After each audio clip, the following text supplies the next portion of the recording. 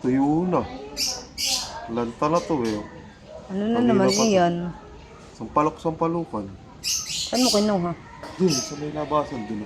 Meron dun. Sorry, ang mga kinuha. Di ba ito yung ginagamit no, sa bata? Pinaiinom ba? Oo, ganyan ang ginagamit ni Kylie. Dati Maasim ito, ipapaligo ko. Pangalan pa lang, isang Tapos palok-sampalukan pinapainom na ko. eh. Maasim, sinesearch ko nga eh. Yung mga ano nito. Ito, meron oh. Ang gamot, yung makakagamutan eh. Oh, ito meron, antioxidant. Tapos, anti-inflammatory properties. Talagang nagse-search ka pa han eh. Makatulong ito sa pababa ng asukal ng dugo. Ano, diabetic ka eh. Diabetic ka eh. Oo. Oh, pwede pala yan sa nanay. Maiwasan ang bato sa bato. Tapos, maaari din itong maputi ang kalusugan ng atay. Sa atay din pala oh.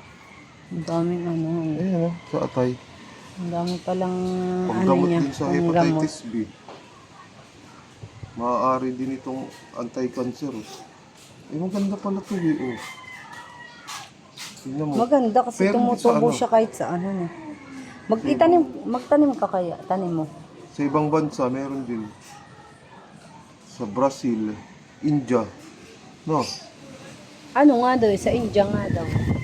Yan daw ay Sa pwedeng ahas. ginagamot nila. Pagka nakagat ng ahas. Paano gagawin? Dudurugin, tapos papahid na ganun. Siguro. Tingnan mo, oh, madami ding benefits. Kaya kayo, pag Patingin nakakita mo kayo nga. ng, Kala ko bagay ito'y damo lang dati. Yung pag pala. nakakita kayo ng ganyang itsura, Ayan ano, na oh. ganyang itsura. Kaya lang lanta na naman tong kinuha mo. Pag nakakita kayong ganyang itsura, tawag dito, huwag niyong puputulin. Huwag niyong tatabasin, kala niyo damo. Gamot pala yan. Palatohan eh. Oh, ito, yung mga Ayun, product may na mga ginagawa. Sampalukan. Sa Brazil, Chanca Piedra, powder organic. Ito, oh.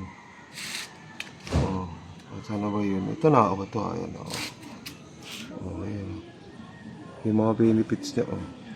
O ano naman yung mag-ingat?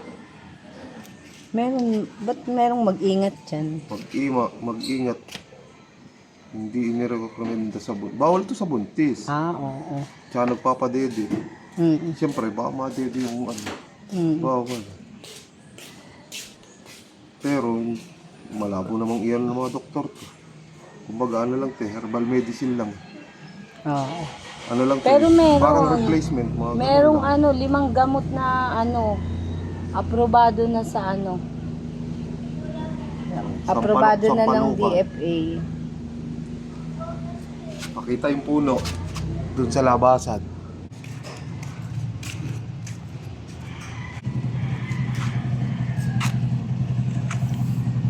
Ayan, ito yung sampalukan. Ito na oh.